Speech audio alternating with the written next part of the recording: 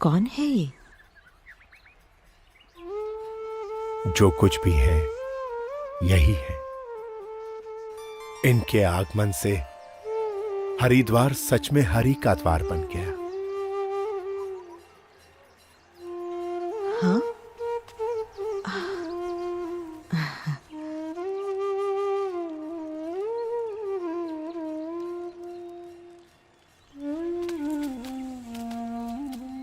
आपकी बड़ी कृपा कि आपने हमें दर्शन दिए।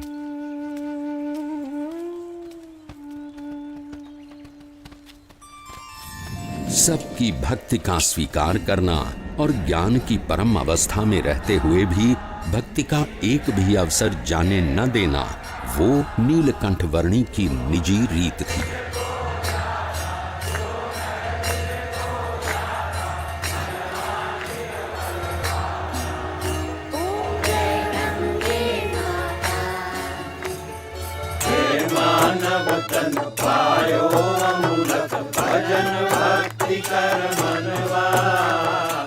जन्माष्टमी के दिनों में नीलकंठ वर्णी तपोवन आ पहुंचे।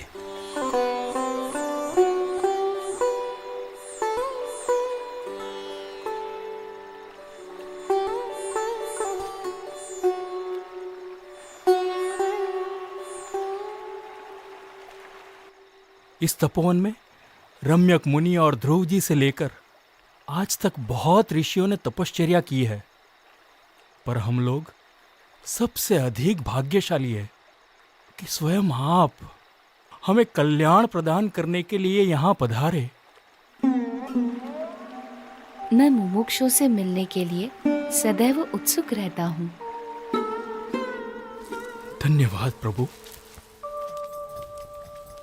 यहाँ ऋषिकेश में भगवान श्री राम के भाई लक्ष्मण जी ने तपश्चर्या की थी, इसलिए यह मंदिर लक्ष्मण मंदिर के नाम से प्रचलित है। यहाँ उपवित परिवर्तन करने की विशेष महिमा है। मनुष्यों और परमात्मा के बीच का एक मार्ग प्रस्थापित करने के लिए कटिबद्ध और भवसागर में डूब रहे जीवों को उबारने के लिए संकल्पबद्ध नीलकंठ वर्णी ने गढ़वाल प्रदेश में अपनी कल्याण यात्रा को आगे बढ़ाया।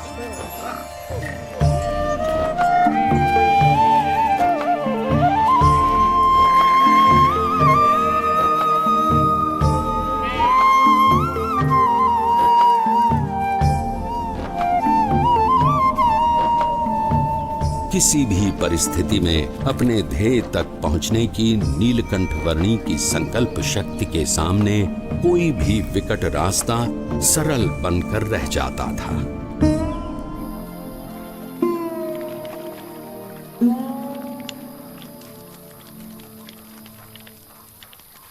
अरे उस बच्चे को देखो, इतनी ठंड में इतने कम कपड़े, ये जिंदा कैसे रहता होगा? प्रकृति की हर कठिनाई को हंसते मुंह सहकर भी प्रकृति के तत्वों का आनंद लेते रहना नीलकंठ वर्णी के लिए सहज था।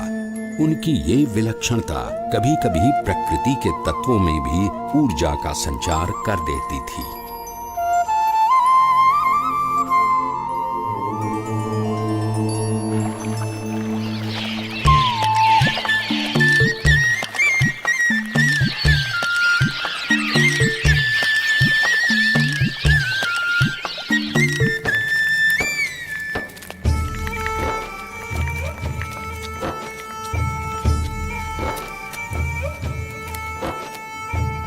ये मनभंग पर्वत है और वो चित्तभंग पर्वत, और वहां दूर नदी के किनारे जो दिख रहा है वो है श्रीपुर गांव। उस रास्ते से हम ऊपर केदारनाथ जा सकते हैं।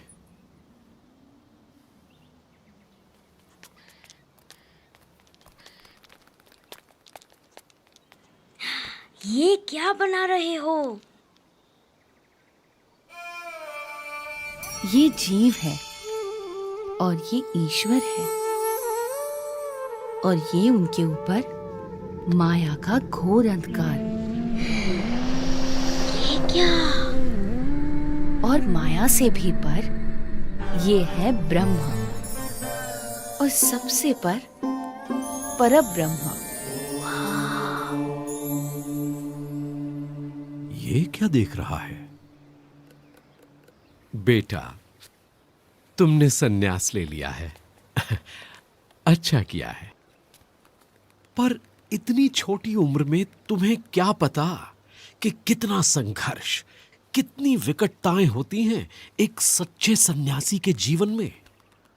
यदि पुरुष प्रयत्न में कोई कमी न रहे तो परमात्मा कृपा करके सारी विकटताओं को पार करवा देता है। अगर मन के पक्के हो तो शायद तुम निर्भयता से घने वनों को पार कर लोगे, भयानक जानवरों का भी सामना कर लोगे और ऐसी कई विकटताओं को पार कर लोगे जो सामान्य मानव नहीं कर पाता। पर सन्यासी का जीवन अपने आप में एक संघर्ष है। साधु का जीवन कोई गुलाब के फूलों की सेज नहीं कि जिस पर आराम से सो जाओ, पर वो दो धार वाली तलवार है जिस पर मृत्यु पर्यंत चलना है। जहाँ ध्येय शुद्ध हो वहाँ उसे पूर्ण करने के सारे मार्ग परमात्मा तय कर देते हैं।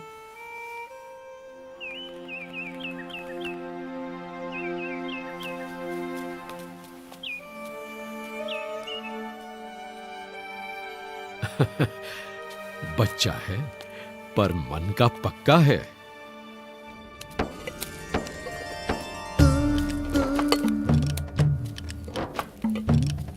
दुर्गम पहाड़ियों के बीच से भी रास्ता निकाल लेना, भयानक परिस्थितियों से भी बड़ी सहजता से निकल जाना और भोजन के लिए जो कुछ भी मिले उससे अपने शरीर को अनुकूल कर लेना नीलकंठ वर्णी भली भांति जानते थे।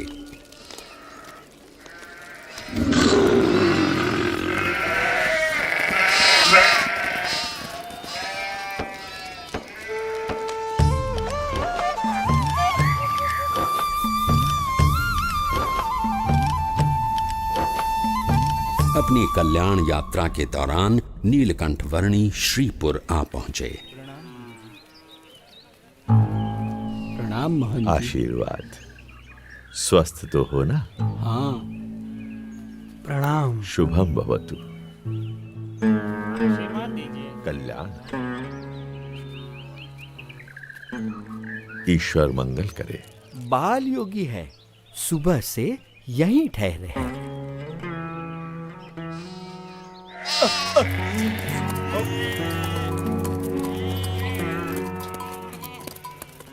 सब सुनिए, संध्या काल हो रहा है, सब सचेत हो जाइए। अपने मवेशियों को घर के अंदर ले लीजिए, बच्चों को भी ले लीजिए, सचेत रहिए। खेलना बंद करो, पता है ना बाहर कितना खतरा है। घर का ताला अंदर से बंद कर लेना, कोई बाहर ना निकले, ध्यान रखना। चलो चलो जल्दी करो, चलो जल्दी जल्दी सब कुछ अंदर रख दो।